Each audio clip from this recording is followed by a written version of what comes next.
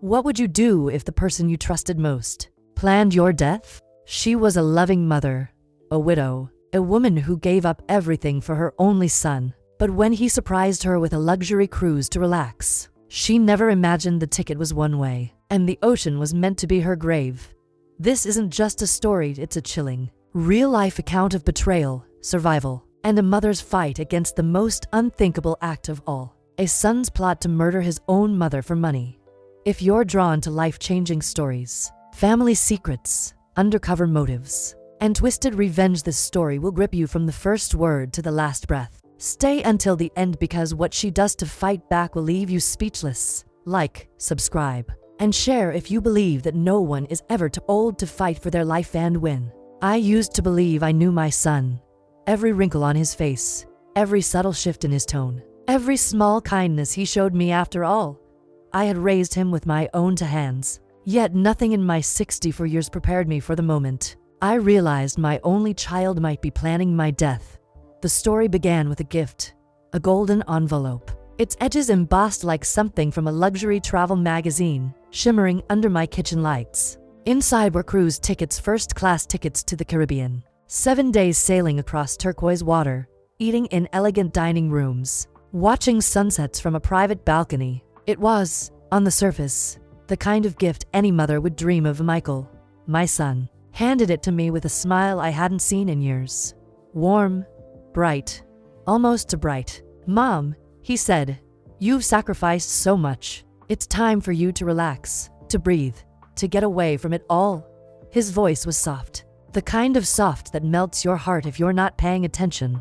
For a moment, I let myself believe it.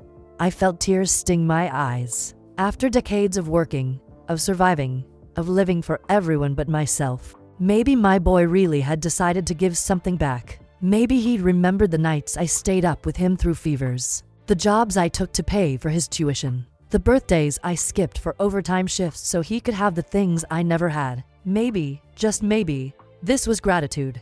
But something in the way his eyes flicked away from mine, something in that too bright smile brushed against my instincts. At 64, you learn to trust your instincts. You learn that kindness can hide daggers and that even family can carry secrets. Still, I pushed the feeling aside. "Don't be paranoid," I told myself as I clutched the tickets. "He's your son, your only son." I should have listened to the voice in my head, because a few days later, while Michael believed I was on my way to the port, I slipped back home for my blood pressure medication and overheard the phone call. That shattered my world, but I'm getting ahead of myself. Let me tell you how it began, how a one-way ticket, wrapped in gold paper and a son's smile, became my invitation to a deadly game. Michael had always been the center of my life. When his father died in a car accident, Michael was 12. I sold my car, pawned my jewelry, and gave up my job so he could stay in school. I stayed home sewing clothes to sell for extra money. While other women my age traveled or went out to restaurants, I stayed in, budgeting every cent to give my boy the best. And for a long time, I believed he was grateful. When he married Linda 5 years ago, I thought my sacrifices had finally built the family I'd always dreamed of, a daughter-in-law, maybe grandchildren one day, warm Sunday dinners. But Linda never warmed to me. In her eyes, I saw the polite contempt some women hold for their mother-in-law, as if I were a shadow in their perfect life. Slowly, Michael began to change. The calls became shorter, the visits rarer. He grew vague about his work. And then, this sudden gift, a luxury cruise, first class, paid in full. "Mom, there's no price on your happiness," he said, brushing aside my protest about how expensive it must have been. "You deserve this and so much more." Something in me stirred, a quiet unease. But I told myself it was age, that I was being ungrateful, paranoid. I smiled, kissed his cheek, and thanked him. Inside, though, I felt a shiver I couldn't name. I packed my suitcase the night before departure, folded my best dresses, my sun hat, my sandals, told myself I was excited, told myself I'd walk on white sand beaches, taste cocktails with umbrellas, feel the sea breeze on my face, told myself I was a lucky woman. And yet, as I zipped the bag shut, a whisper inside me said, "Something is wrong." I had no idea how right that whisper was. Within 48 hours, I would learn my son had bought me not a vacation, but a trap. Not a round trip, but a one-way ticket. Not a gift of gratitude, but a blueprint for my disappearance. That's the thing about betrayal. It doesn't announce itself. It doesn't arrive in black clothes or with a gun. It comes wrapped in a golden envelope, tied with a bow, delivered with a smile that looks just like love. And yet, as you'll see, he underestimated me. I am not just a 64-year-old woman. I am a mother who has survived poverty, widowhood, heartbreak, and disappointment. And when a woman like me realizes her only child wants her gone, she does not give up. She learns to fight back. This is the story of how my son tried to send me away forever, and how I turned his one-way ticket into my road back to life. 3 days before the cruise, Michael showed up at my house with an energy I hadn't seen in years. It was strange, honestly. His visits had become so infrequent lately that I half expected he'd forgotten my address. But that morning, there he was standing at my front door, freshly shaven, smiling like he used to when he was 10 and wanted something. "Mom," he said, stretching his arms out for a hug, "I've got a surprise for you. Something special." And there it was again, that glimmer in his eyes. Not quite excitement, not quite sincerity. Something in between, something that made me pause for just a second before I opened the door. He held out a golden envelope. The paper was thick, the kind you only see at luxury weddings or award ceremonies. "Go ahead, open it," he said, that too smooth tone curling around his words like sugar on a poisoned apple. I opened the envelope with hands that suddenly felt too old, too thin. My eyes scanned the paper and stopped. A cruise, not just any cruise. A 7-day, first-class Caribbean cruise, sailing through crystal-clear waters, stopping at Paradise Islands. A room with a private ocean view balcony. For a moment, I forgot how to speak. This was the kind of trip I used to dream about. The kind I'd seen in travel magazines stacked in waiting rooms but never allowed myself to want. I'd always had a reason not to go: Michael's tuition, a leaking roof, an emergency dental bill, a dozen invisible sacrifices I never tallied up but carried in my bones. I looked at him, stunned. "Michael, this must have cost a fortune." He shook his head with the kind of effortless charm that used to melt me. "Mom, there's no price on your happiness. You deserve this. Besides, Linda and I have been talking, and we think you need to get away from it all. Relax, breathe. No responsibilities, just you and the sea." I felt a tear slip down my cheek, and I didn't even bother to hide it. For a moment, I let myself believe it was love. But even as I held those tickets, a chill crept up the back of my neck. Michael's eyes never quite met mine. His hug lasted just a second too long, like he was clinging to something he wasn't sure he'd see again. And though his words were sweet, there was something hollow in them, something that rang false, like an echo in an empty room. Still, he was my son, my only son, the baby I'd rocked through colic nights, the boy I'd cheered for at soccer games, the teenager I'd comforted after his first heartbreak. I wanted to believe him. "I can't accept this," I whispered, running my fingers over the raised gold lettering on the cruise ticket. "Yes, you can," he said, placing a hand over mine. "You've worked hard your entire life. It's time to stop worrying. Linda and I took care of everything. You just need to show up at the port the day after tomorrow." I nodded slowly, unsure whether the lump in my throat was gratitude or something else. That night, as I stood over my half-packed suitcase, a strange unease tugged at me. Michael hadn't been himself lately. He used to call every Sunday. Then it became every other week. Then once a month.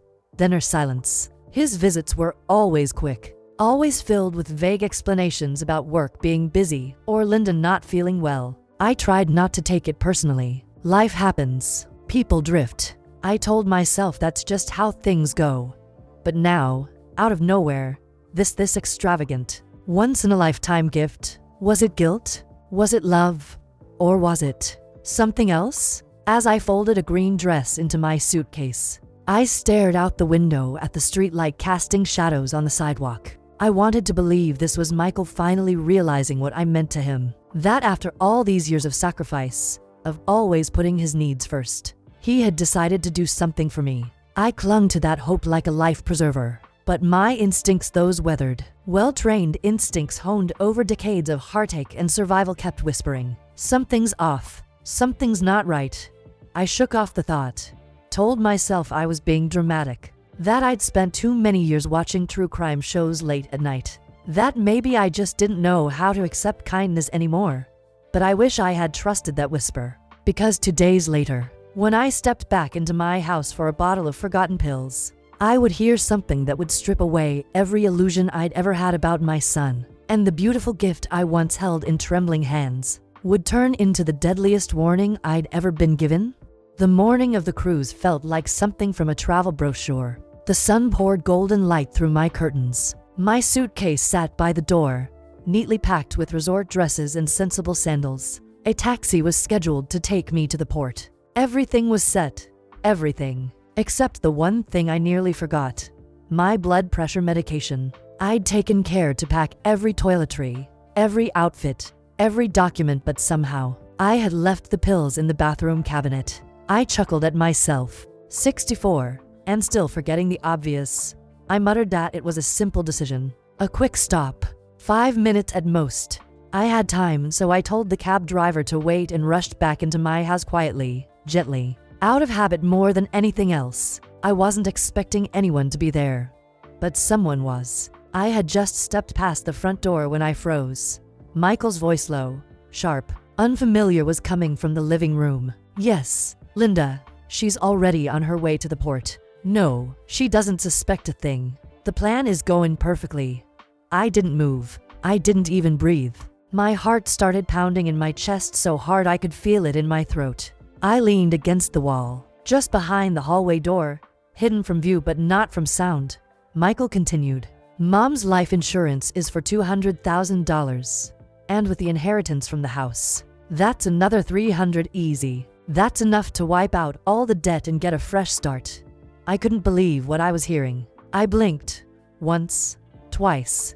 My ears buzzed, trying to convince me I had misunderstood. Maybe it was a joke. Maybe it wasn't real. But then he said it.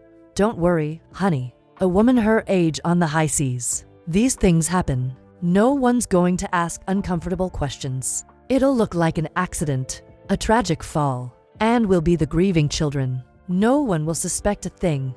It was like the ground disappeared from under me. My legs felt weak. My vision blurred with hot, stinging tears. And yet, somehow, I remained perfectly still. I couldn't make a sound. Not yet.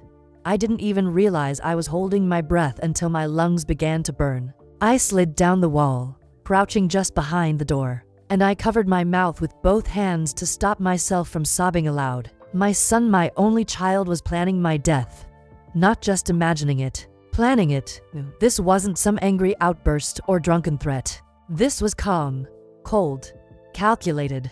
It was a business transaction. I had loved this boy with every cell in my body. I had sacrificed my dreams, my youth, my marriage, everything for him. And he was now plotting how to turn my death into a payday. But even as my heart shattered in that hallway, something else stirred deep inside me. Not fear. Not yet. It was rage. The kind of rage only a mother can feel. The kind that comes when the child you would have died for wants you dead. I wiped the tears from my cheeks and swallowed the screams sitting in my throat. I stood up quietly, steadily, and tiptoed backward out the front door. Michael never saw me. He never heard me, as far as he knew. I was already en route to my watery grave. But I had just come back from the dead. As I climbed into the cab, I didn't say a word. The driver looked at me in the mirror. "Everything okay, ma'am?" I nodded. "Just forgot something. All good now." But my mind was a hurricane.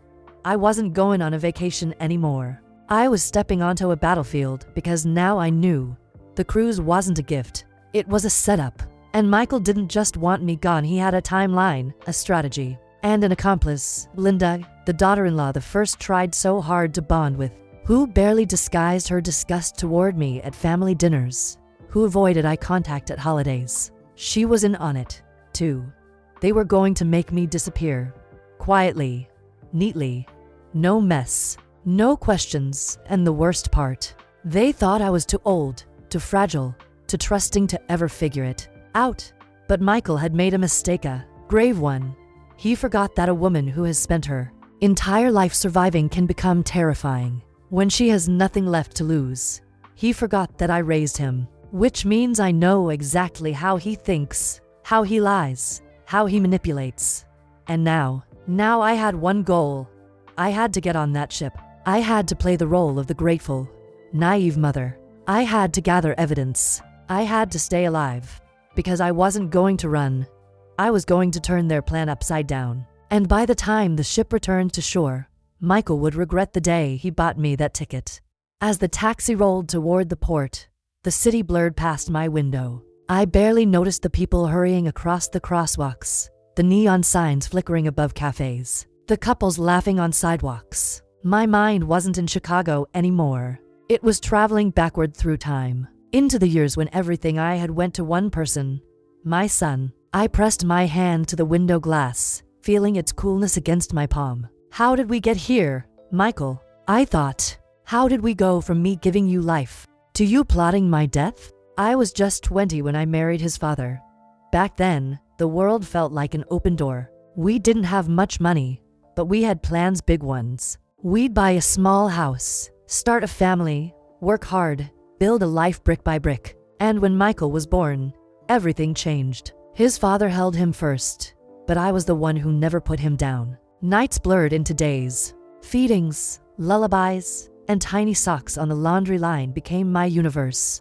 For 12 years, we lived like any ordinary family, scraping by, making do, but together. Then, one rainy afternoon, a car accident ended it all. My husband was gone in a flash of headlights and shattered glass. One moment I was a wife and mother. The next, I was a widow with a boy to raise and a mortgage I could barely afford. I didn't even cry in front of Michael. I couldn't. He was only 12, his world had just cracked apart. I had to be the glue, so I made a promise to myself.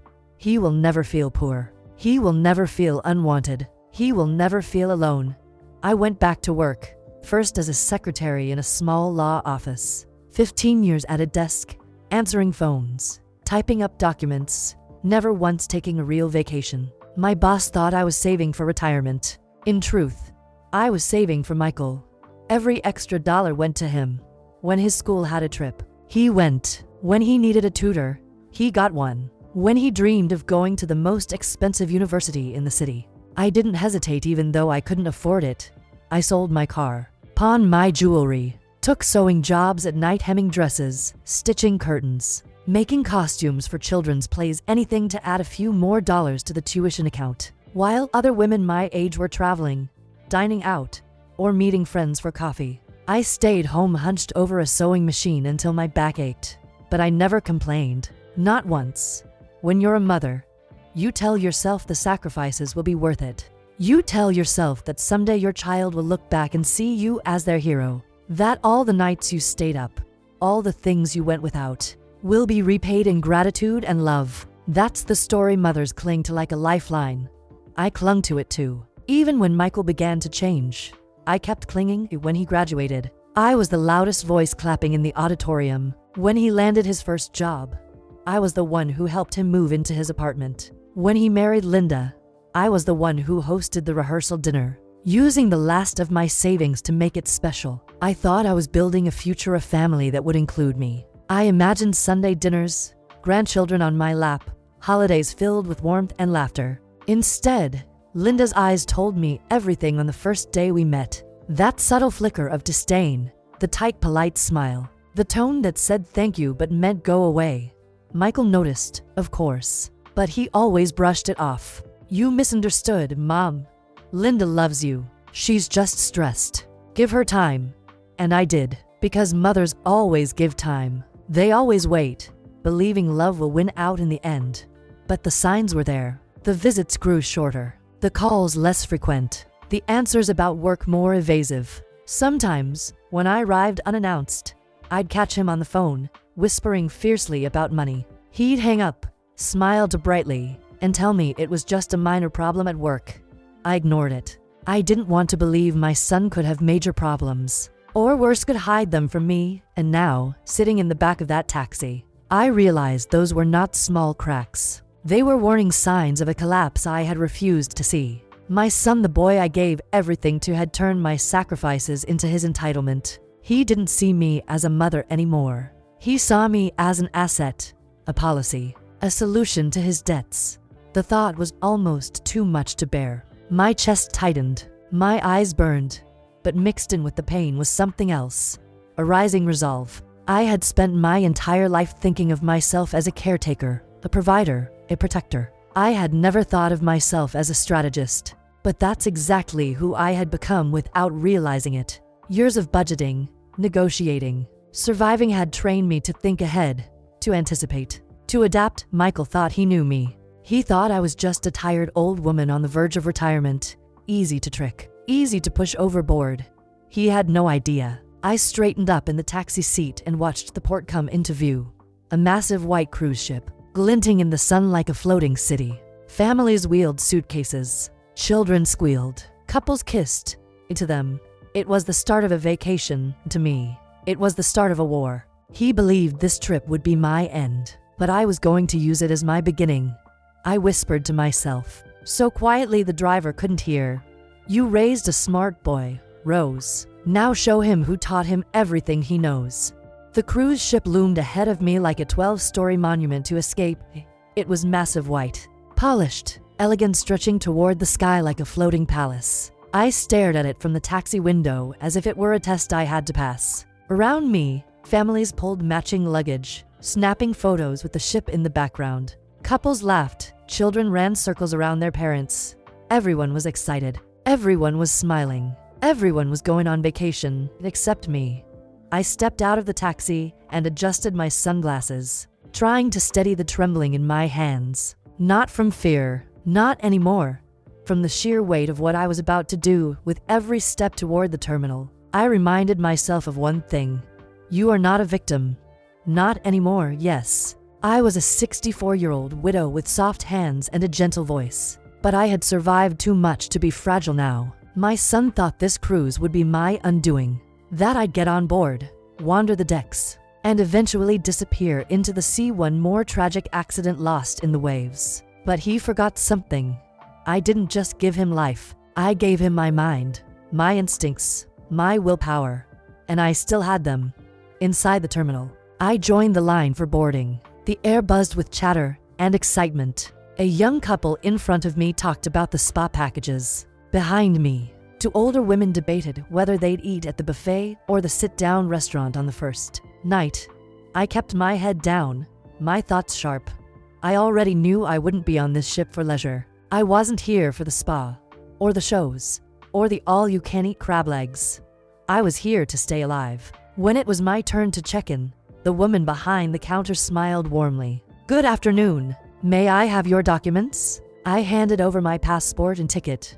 Rose Miller, she said, tapping at her keyboard. Ah yes, first class, 8th floor, ocean view cabin. This is your first cruise. Yes, I replied, offering a soft, grandmotherly smile. My son gave me this trip. He said I need to relax.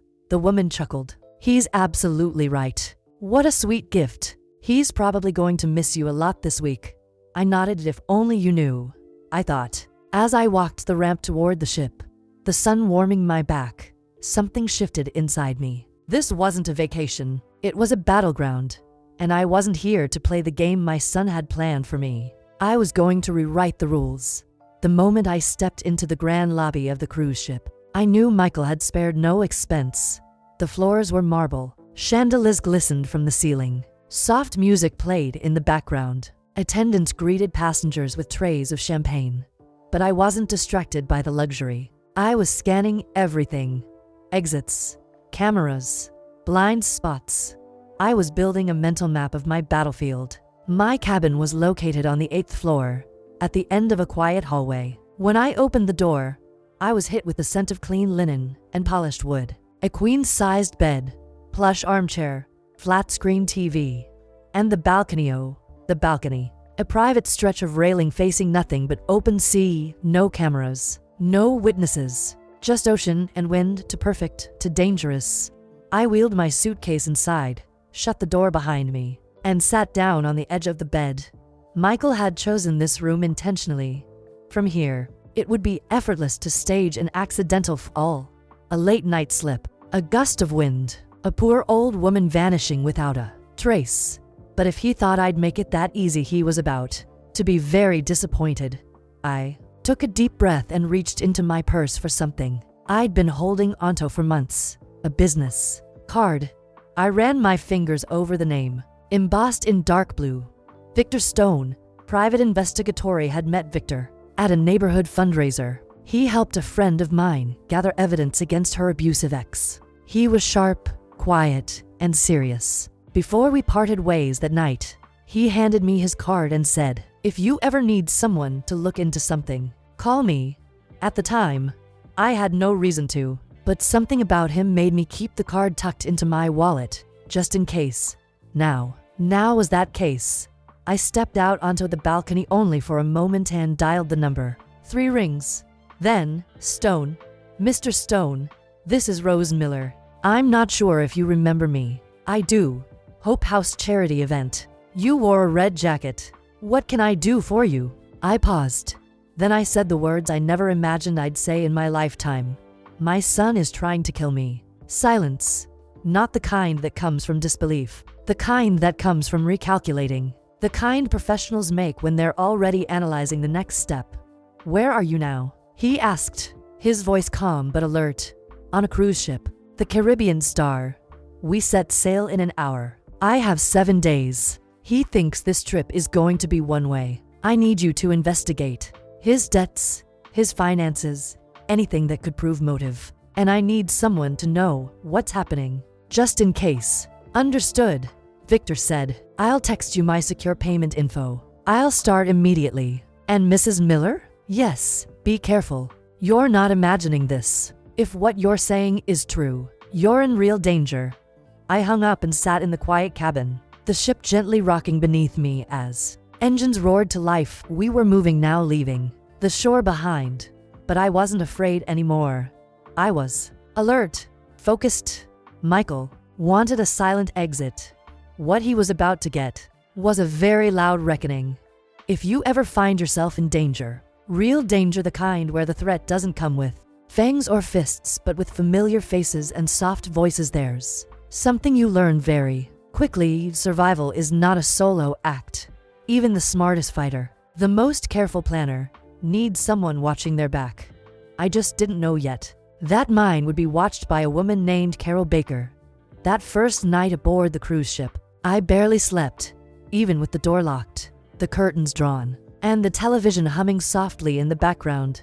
I couldn't relax. I kept imagining the door handle turning, a shadow moving across the balcony, a whisper in the dark.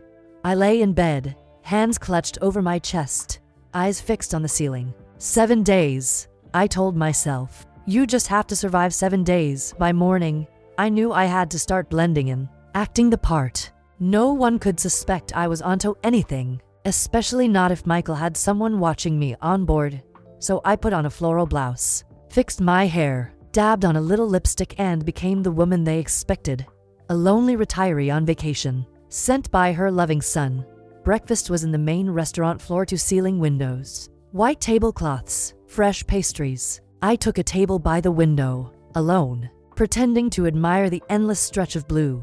That's when I saw her, a woman about my age sitting 2 tables away, alone, reading a book with a worn leather cover. She had elegant silver hair, coiled into a twist, and wore a crimson dress that said, "I am not invisible." Her posture was straight, proud, composed, but it was her eyes that caught me, sharp, watchful, like mine. We made eye contact for a brief second. She smiled, warm, unforced, the kind of smile that doesn't ask anything in return. I don't know why, but I stood up and walked over. "Excuse me," I said, clearing my throat. "Would you mind if I joined you? I hate eating alone." She looked up, her smile widening. "Please," she said, her voice soft with a faint southern drawl. "I was hoping you'd ask." I sat down. "I'm Rose Miller, from Chicago. Carol Baker, Miami." Just like that, we started talking. It began with the usual pleasantries: kids, cities, weather. but there was a rhythm to our conversation that felt easy, real. Carol told me she was a widow, too, had raised her son alone, worked her whole life. First vacation I've taken in 30 years, she said, sipping her black coffee. My daughters ganged up on me, booked the cruise without asking, told me I needed to reconnect with myself.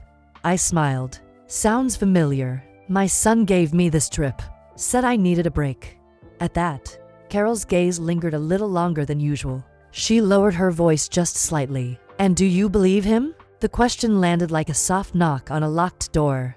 I hesitated. I don't know. She leaned in. Rose, I don't want to overstep, but you seem distracted, not like someone on a dream vacation. I looked down at my coffee.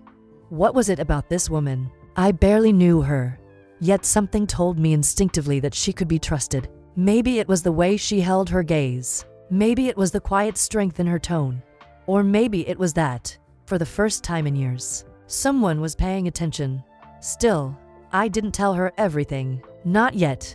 Instead, I gave her the half-truth. The safe version. It's my first time on a cruise. I guess I'm a little overwhelmed. All the new faces. The open sea. It's different. Carol didn't press. She just nodded. It is different. And sometimes, different can be dangerous. I blinked. What do you mean? She shrugged. I've lived long enough to know that not every smiling face is harmless. And sometimes, when people want you gone, they don't always push you. Sometimes, they just let you walk to the edge yourself. I felt the breath catch in my throat. Was she guessing? Probing? Or had she seen something I hadn't? She must have noticed the flicker of fear in my expression because she softened. Look, Rose, we just met, and I know I might sound dramatic, but I've been in this world for 62 years, and I've learned to recognize when another woman is in trouble. I swallowed hard. Carol set her coffee down gently. If you ever need anything, you come find me. My cabin is 1247, 12th floor. Just knock. I nodded. Thank you. I mean it. She smiled again. No thanks needed. We've got to look out for each other, don't we? After breakfast, we parted ways, but I didn't go back to my room. Instead, I found a quiet corner of the library and pulled out my phone. I opened a new message to Victor Stone. Found potential ally on board. Name, Carol Baker. Widow. Intelligent. Observant. Could be key. I paused, then added, but will remain cautious. Trust must be earned. That afternoon, I wandered the ship. I pretended to be curious, amazed, carefree, but I was studying everything, the layout, the blind spots, the patterns, and in the back of my mind, one question circled over and over again. Was Carol just another passenger with a kind heart? Or had Michael planted her too? I wasn't sure, but I intended to find out. By the third day at sea, I had mastered the art of playing the part. I wore bright scarves and soft smiles. I lingered at breakfast buffets, asked the staff for directions I didn't need, pretended to be amazed at the view I had already memorized. To anyone watching, I was just another grandmother enjoying her first cruise. Inside, though, I was a hawk circling over prey. I was collecting details, patterns, weaknesses, proof. Every morning, I checked the ship's Wi-Fi availability board, waiting for the internet access sign to light up in the library. When it did, I went straight to the computers. Connections were slow, expensive, and timed, but even a few minutes were enough. I sent Victor Stone my first coded email. I'm fine. Investigate Michael's gambling debts especially. I think that's the key. I have a new ally on the ship. We'll stay in touch when I can. Rose. I hesitated before pressing send, then clicked it anyway. That tiny whoosh sound felt like armor sliding into place now. At least, someone outside the ship knew what was happening. The rest of the day I spent studying the ship. It was like a floating city. 3 restaurants, 2 swimming pools, a casino, a theater, a library, multiple bars. There were security cameras in every hallway, at every elevator, every public deck. But the balconies? Completely unmonitored.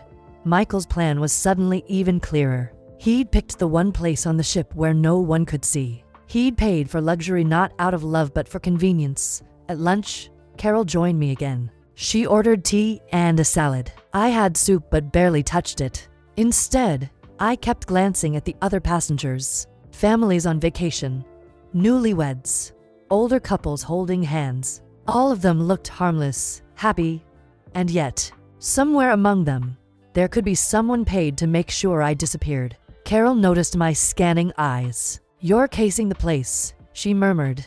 I gave her a faint smile. "Old habits die hard. You were never a cop." "No," I said, shaking my head. "Just a mother who had to survive." Carol chuckled softly. "Sometimes that's better training." That afternoon, I decided to visit the casino, not to gamble, to learn if Michael's debts were really connected to gambling. Maybe I could understand the kind of desperation he'd reached, the kind that turns a man's mother into a payday. The casino pulsed with neon and noise. Slot machines chimed. Roulette wheels clattered. Chips clicked in sweaty hands. People cheered when they won, cursed under their breath when they lost. I saw men and women betting hundreds, thousands, like it was nothing. Saw their faces when the dice turned cold. Desperation, addiction, a downward spiral. I watched one man lose 5 games in a row. Instead of walking away, he doubled his bet. Lost again. Doubled again. The look in his eyes was the same hollow hunger I'd seen in Michael's months ago, when I'd caught him whispering about money problems on the phone. In that moment, my suspicion solidified into certainty. Michael wasn't just ungrateful, he was drowning, and he'd decided my life was his lifeline. That evening, back in my cabin, the phone rang. Carol was with me, sitting on the sofa, her own phone ready to record. I answered, keeping my voice light. "Hi, son." "Hi, Mom. How's the cruise? Are you having fun?" His voice was warm, affectionate. If I hadn't heard him plotting, I might have believed him. "It's beautiful, son. The ship is incredible. Thank you again for this generous gift. You deserve it. Have you met new people? Are you making friends?" An odd question. Why would he care about that? Yes, actually, I met a very nice lady named Carol. We've been having meals together. There was a tiny pause before he answered. "That's great, Mom. It's important you're not alone. But be careful too, okay? Sometimes people on cruises take advantage of older passengers." Carol's eyebrows shot up. He was planting doubt about her already. I smiled into the phone. "Don't worry, son. I'm very cautious. But tell me, how are things there? How's Linda?" "Everything's fine, Mom. She sends her love. She hopes you're enjoying yourself and relaxing completely." "How sweet of her." I paused. "Michael, can I ask you something?" "Of course, Mom. Anything. Why did you decide to give me this trip right now?" It was so sudden, so unexpected. Another pause. Longer this time. "Well, Linda and I have been talking about you lately. We realized you've looked very tired, very stressed. We thought you needed a break. Get away from it all for a while." "Get away from it all," I repeated, locking eyes with Carol, who was scribbling notes. "Yes, Mom. Sometimes you need to completely disconnect from the routine, don't you think?" "I guess so."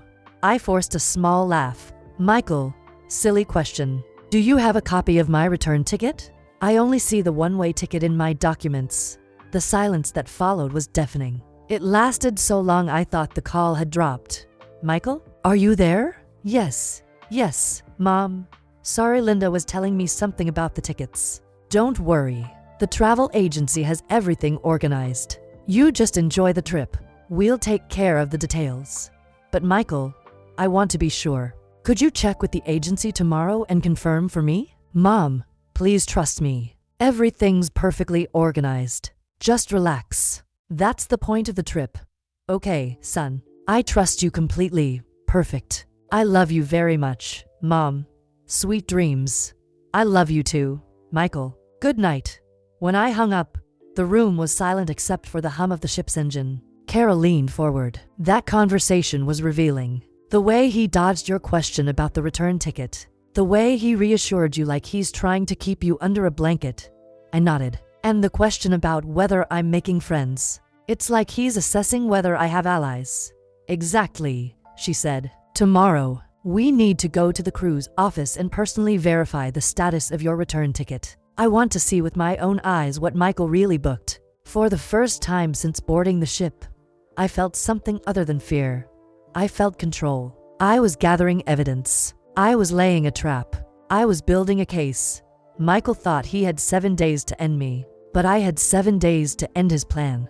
The next morning, I didn't waste time, and Carol and I woke early, skipped the crowded breakfast buffet, and made our way straight to the passenger services office on deck 3. The air was cool and quiet this early in the day. Most passengers were still asleep or sipping coffee by the pool. But we weren't here for leisure, we were here to confirm a lie. The office was elegant, lined with brochures of exotic islands and smiling couples. A young woman named Patricia greeted us with a polished smile. "Good morning, ladies. How can I help you?" I stepped forward calmly. "I'd like to verify my complete travel itinerary. Rose Miller, cabin 847. Patricia tapped the keyboard, eyes scanning the screen. Yes. You're on the 7-day Caribbean cruise in a first-class cabin. Very nice." Her brows suddenly knit together. "But that's strange." Carol leaned in. "What's strange?" "There's no return flight booked for Mrs. Miller. It appears you only have a one-way ticket." I expected it, but hearing it aloud still felt like a punch to the chest.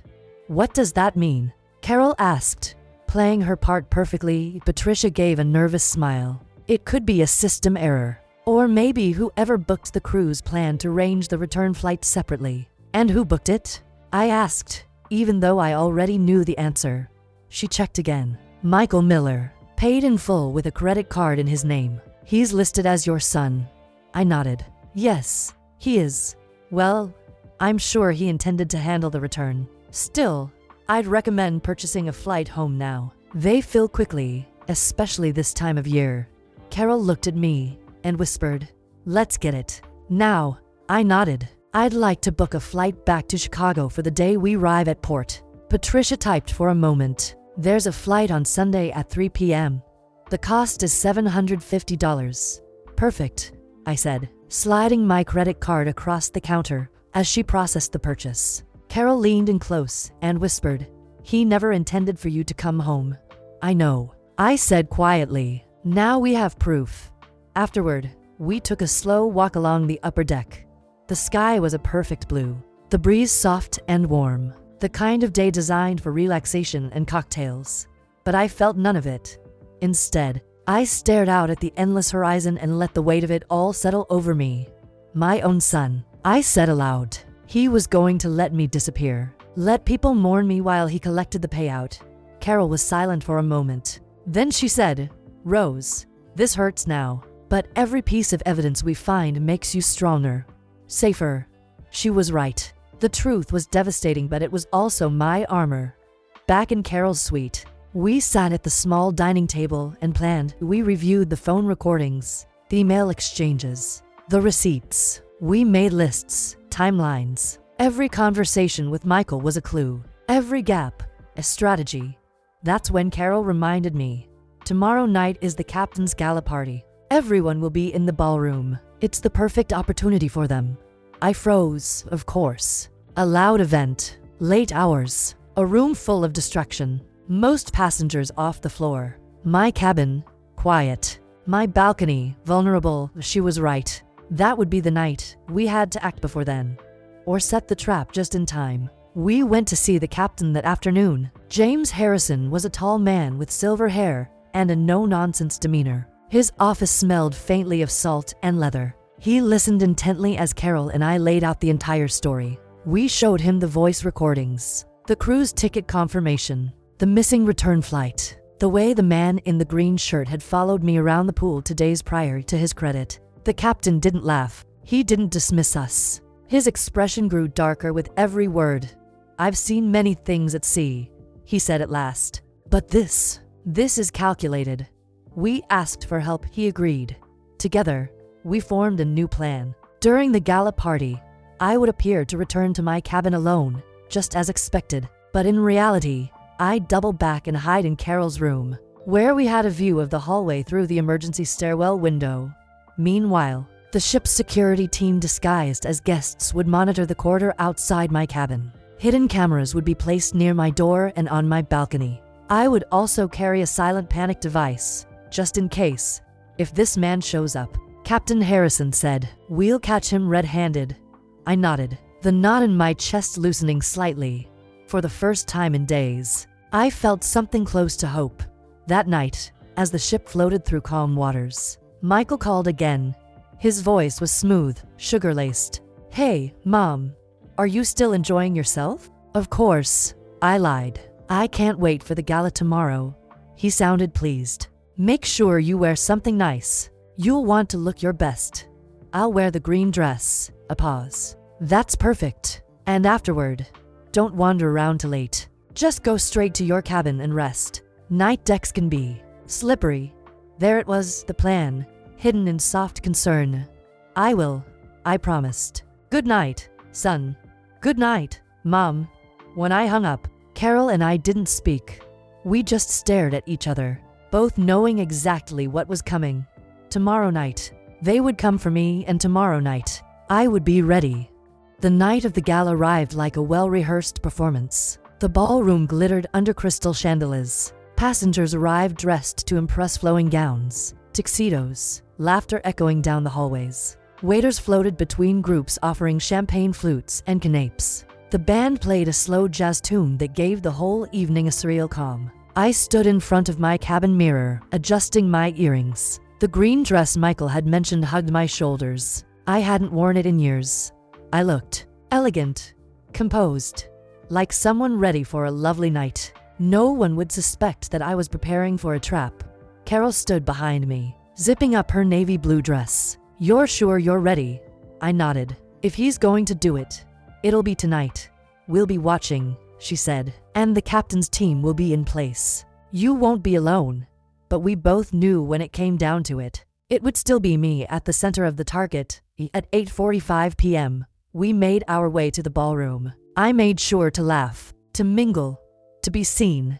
I danced with a gentleman from Florida. I complimented a newlywed's dress. I toasted with the British retirees celebrating their anniversary. The goal was simple: make sure anyone watching knew exactly where I was, and then at 10:13 p.m. I made my exit, not to my cabin, to the emergency stairwell. Captain Harrison had given Carol a keycard to a hidden service hallway that ran parallel to Deck 8. From there, we slipped quietly into the stairwell, taking position behind a small viewing pane near the ceiling. We had a clear view of the hallway outside my cabin door, my balcony, my possible execution scene.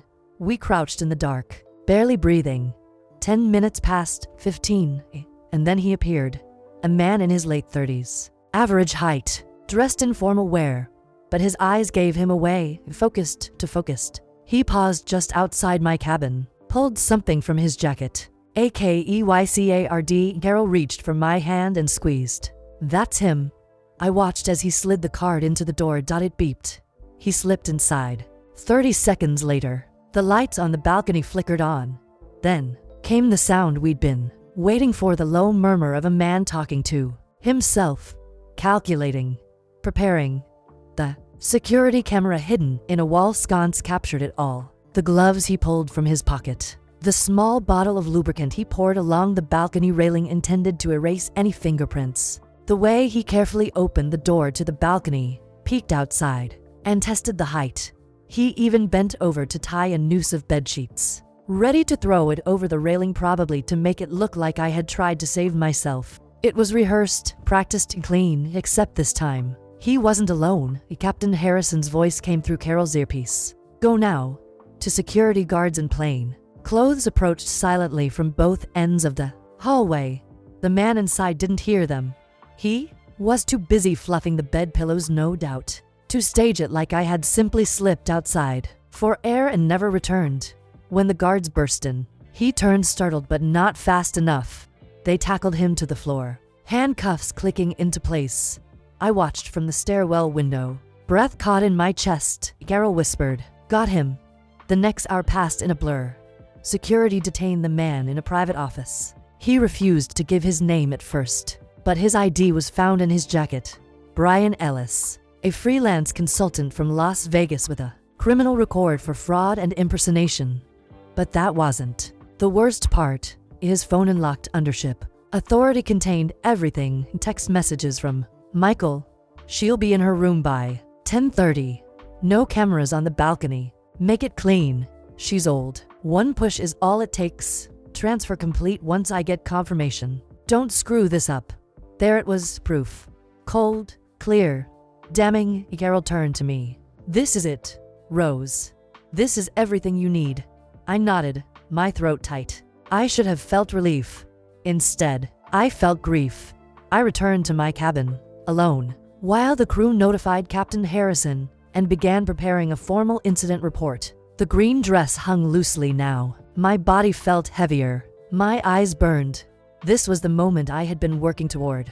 The moment I survived for. And all I could think about was how far my son had fallen. I sat on the edge of my bed and stared at the ocean beyond the balcony, the same one he'd hoped I'd vanish into. He would be arrested when we docked. He would be exposed. But this would never leave me. A knock came at the door. It was Carol. She didn't say anything, just stepped inside and sat beside me. I'm sorry, she whispered. So am I said, and for the first time since this nightmare began, I cried. Not out of fear, out of mourning for the son I had lost long before he ever plotted my death. The next morning, the ship felt quieter, not in sound, but in weight. Something had shifted. I walked through the halls and caught glimpses of the ocean through windows. As if for the first time, it no longer looked like a threat. It looked like freedom. Michael's plan had failed.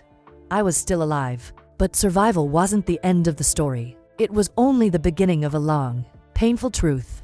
I was summoned to the captain's quarters after breakfast. Captain Harrison was waiting with two other officers and a representative from the cruise line's legal team. They offered me tea. I declined, then he laid it out. Brian Ellis is being held in our secure holding cell until we reach port. He's confessed under pressure. He claims Michael promised him $10,000 upfront and a portion of the life insurance payout after the job was done. Did he admit to knowing I'd die? I asked. Yes. He was very clear. He believed his job was to make your disappearance look like a tragic accident.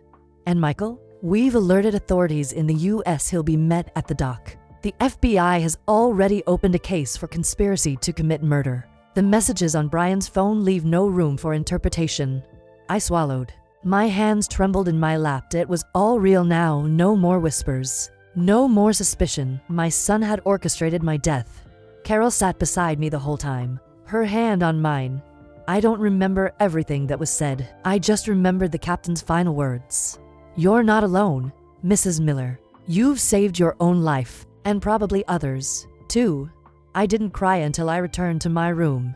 Not out of fear, not out of anger, but from the deep, aching emptiness of realizing I had lost Michael a long time ago. Later that day, I received a call from Victor Stone, the private investigator.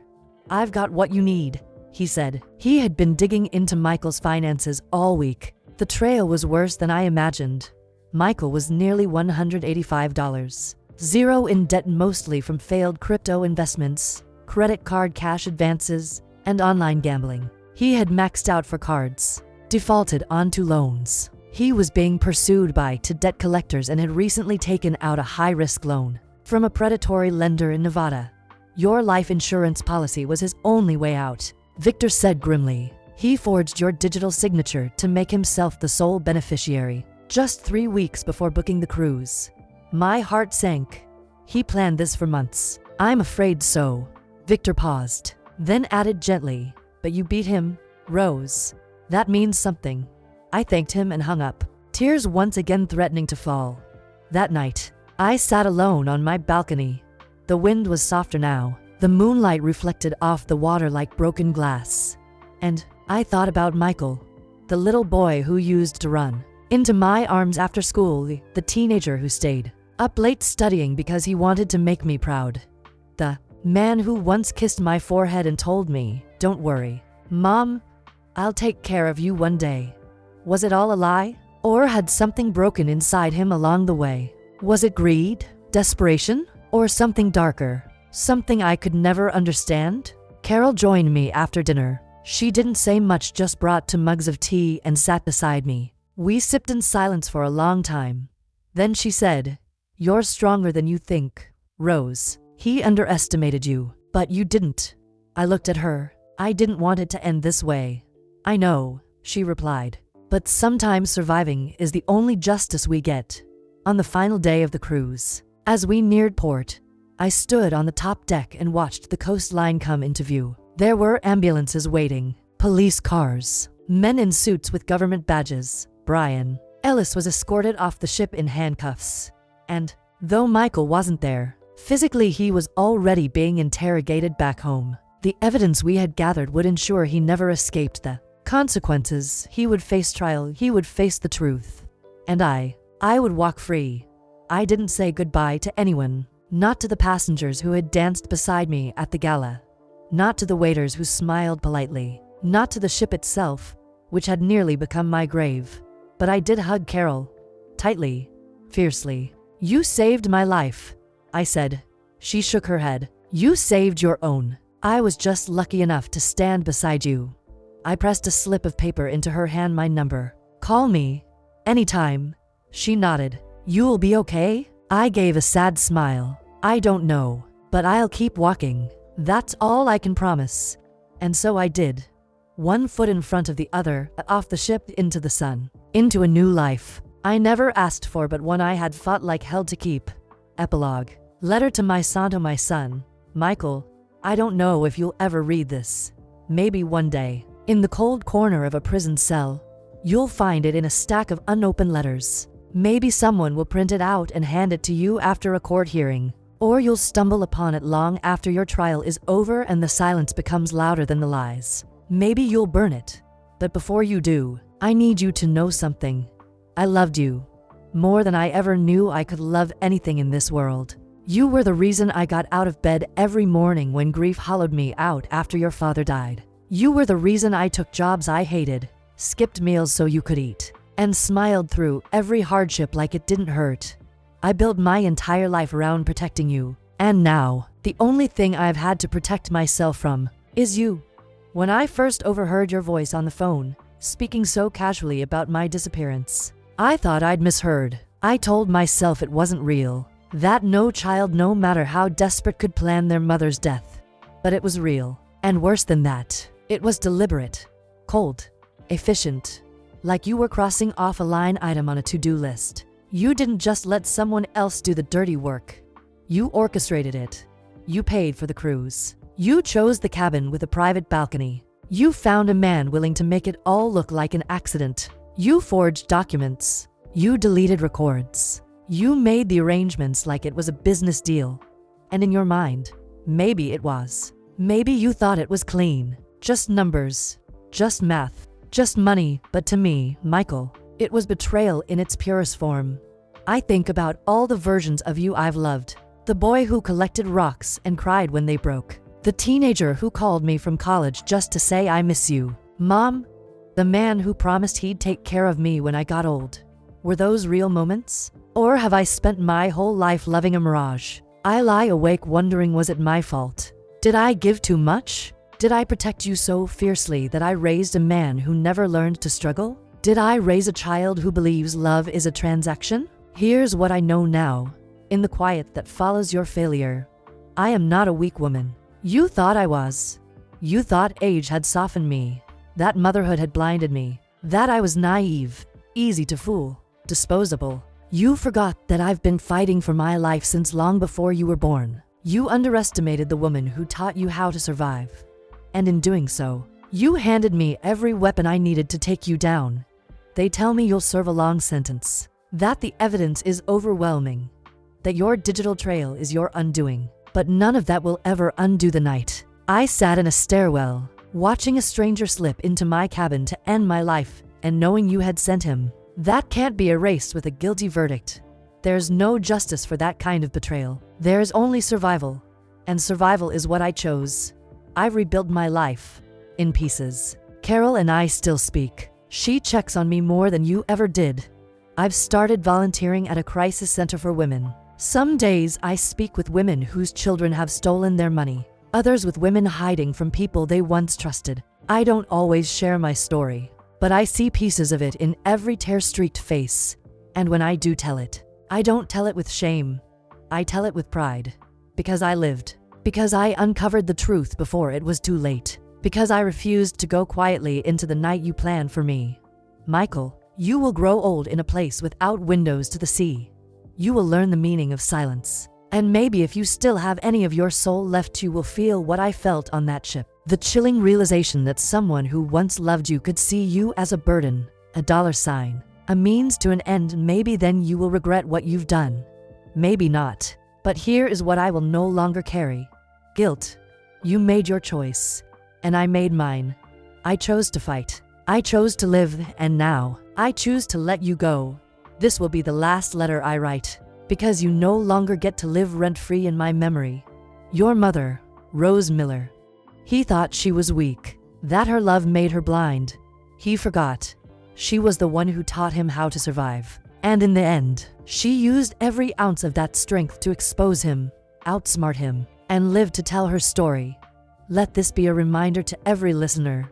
Trust your instincts. Even love can be used as a weapon. And sometimes, the quietest people carry the most dangerous truths. If this story made your heart ache or your fists clench, hit that like button. If you believe no one deserves to suffer alone, share this video. And if you're ready for more true stories that shake your soul and stir your spirit, subscribe and turn on notifications. Because we're just getting started. You survived this story. Now go live like Rose with your eyes open and your courage louder than your fear.